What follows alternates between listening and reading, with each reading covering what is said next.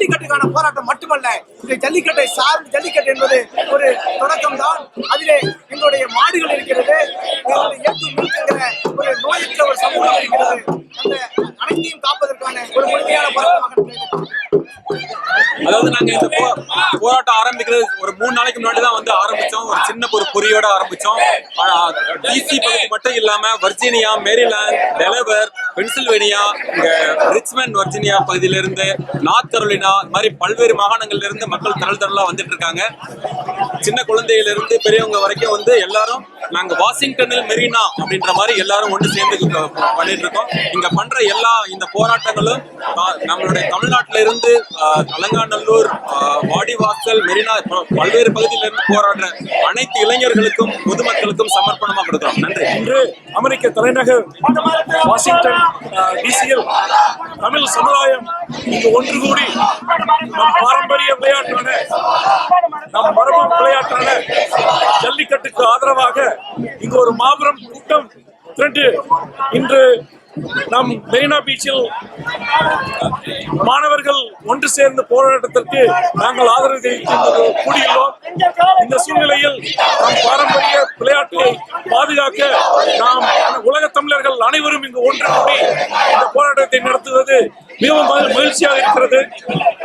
இதுபோல் நாம் அனைத்து விஷயங்களுக்கும் நாம் போராடி நம் தமிழ் உரிமையையும் தமிழ் இனத்தையும் காக்க வேண்டும் என்பதே நம்மளுடைய வேண்டுகோள். நன்றி, வணக்கம். வாஷிங்டன் டிசி நகரத்தில் வந்து இப்போ பார்த்தீங்கன்னா ஜல்லிக்கட்டுக்கான ப்ரொடெஸ்ட் நடந்துட்டு இருக்கு. கடைசியாக ஒரு 1.5 மணி நேரமாக வந்து மக்கள் வந்து இங்கே வந்து குமிஞ்சுக்கிட்டே இருக்காங்க. ஆக்சுவலாக வந்து இனிஷியலாக பார்த்தப்போ வந்து ரொம்ப கம்மியான மக்கள் இருந்தாங்க, ஜனம் வந்துகிட்டே இருக்காங்க. ஆக்சுவலாக ஸோ ஒரு மெரினால எத்தனையோ மக்கள் அங்கே வந்துட்டு போராடிட்டு இருக்காங்க. எங்களால் ஃபிசிக்கலாக அங்கே இல்லாதவங்களும் இங்கேருந்து எங்களால் முடிஞ்ச வரைக்கும் சப்போர்ட் கொடுக்க தான் வந்து நாங்கள் எல்லாம் இங்கே திரண்டி இருக்கோம்.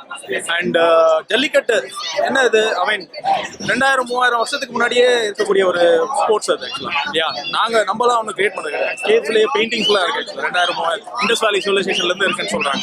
அது தமிழனுக்காக போராடல, ஒரு இந்தியனுக்காக போராடுவாங்க. இந்தியன் ஸ்போர்ட்ஸ் யாருமே வந்து அதை கண்டுக்க மாட்டாங்க. தமிழ்நாட்டில் தான் நடக்குது அந்த பாரம்பரியமா.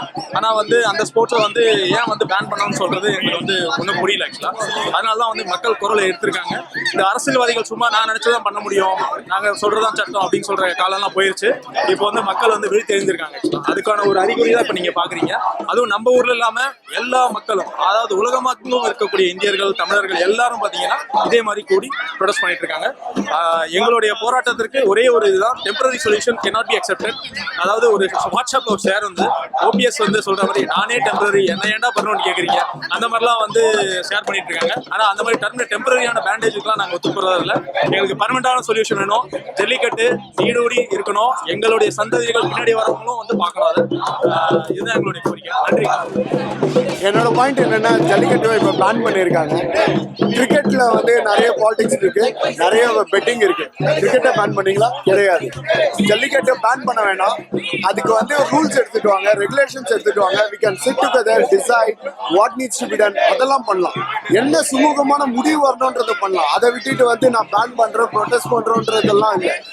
மெரினால கூட்டியிருக்க கூட்டத்தை வந்து நாங்கள் சப்போர்ட் பண்றோன்றதுக்காக தான் இங்க கூட்டியிருக்கோம். இது பப்ளிசிட்டியோ ஃபேமோ கிடையாது.